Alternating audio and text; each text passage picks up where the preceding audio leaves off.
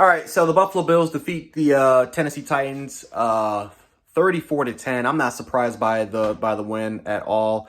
Again, we another slow start by this offense.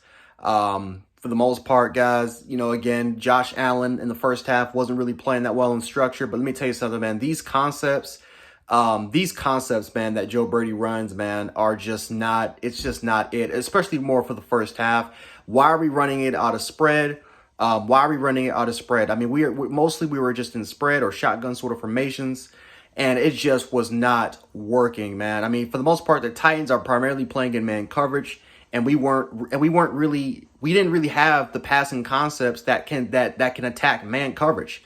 We were running passing concepts that were more suited for zone compared to having man beaters.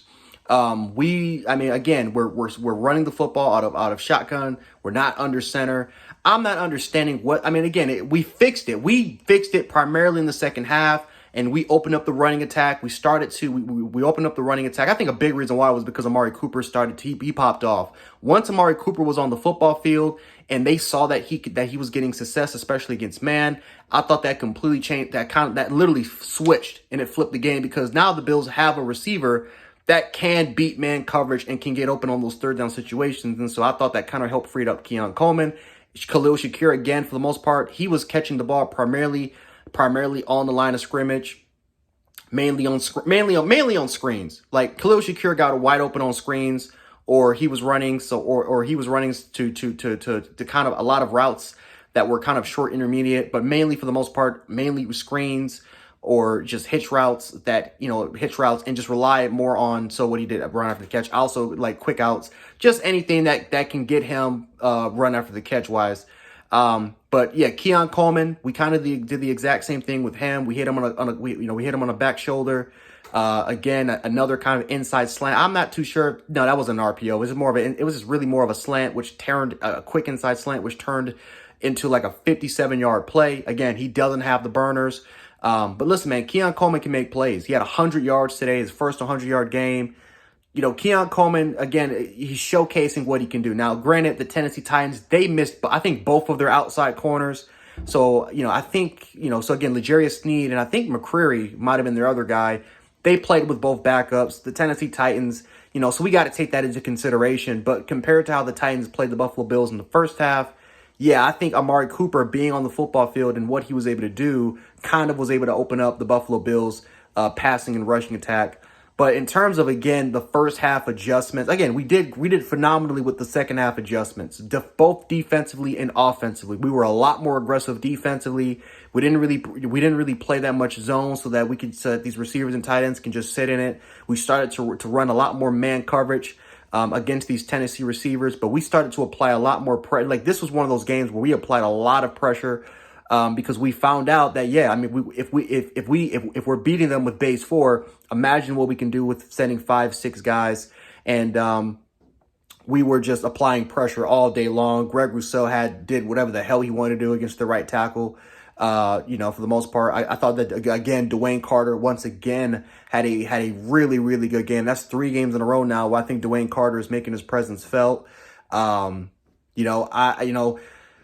Linebacking position I just don't know what we need to do to stay healthy there. Terrell Bernard, first he has a head injury, he's fine, and then all of a sudden it's most likely an ankle sprain, but he gets stepped on. Like, you cannot make this shit up. We just can't stay healthy. And the crazy part is, last year, I thought we lost. A big reason why we lost to the Chiefs was because we missed both of our inside linebackers. Not to mention that I don't even think Terrell Dotson even played, or if he did, he was not 100%. He was banged up. You had to bring in A.J. Klein in because Balin Spector was injured. You had to bring in A.J. Klein in straight off from the couch in order for him to play.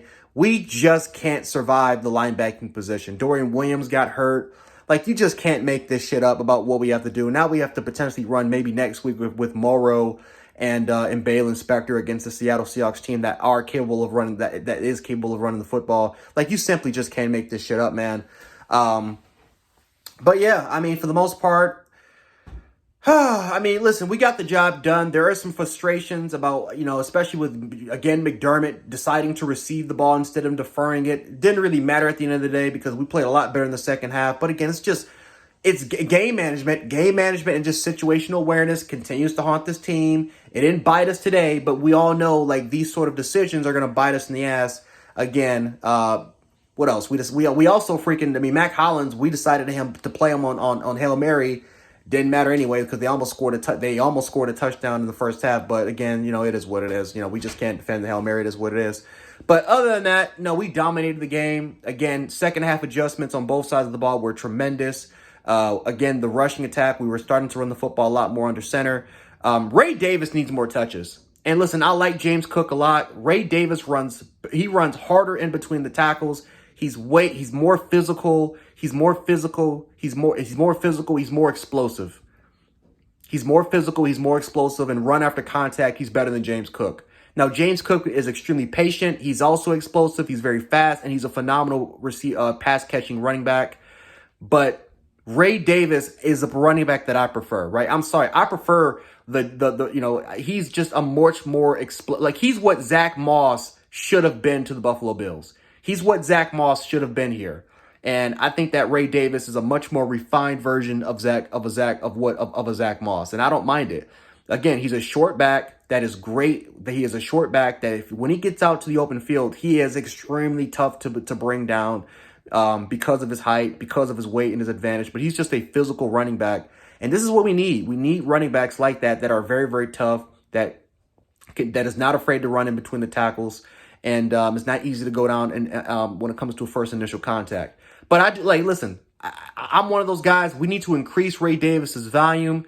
James Cook is going to be RB1, but that dude's volume needs to get better. It needs to increase because he is starting to find his own. He's starting to come into his own.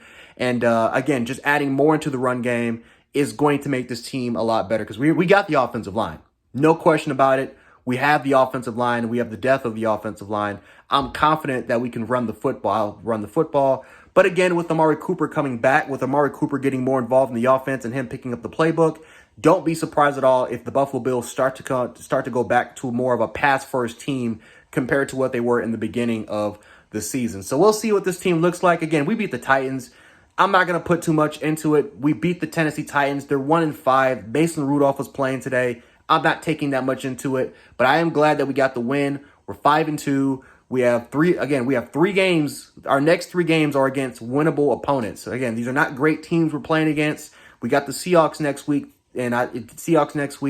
That is a winnable game. We got to come prepared, stay focused, and if we can do that, there's a great chance that we may end up 8-2 before we play against the Kansas City Chiefs. But of course, we got to buy in and stay focused.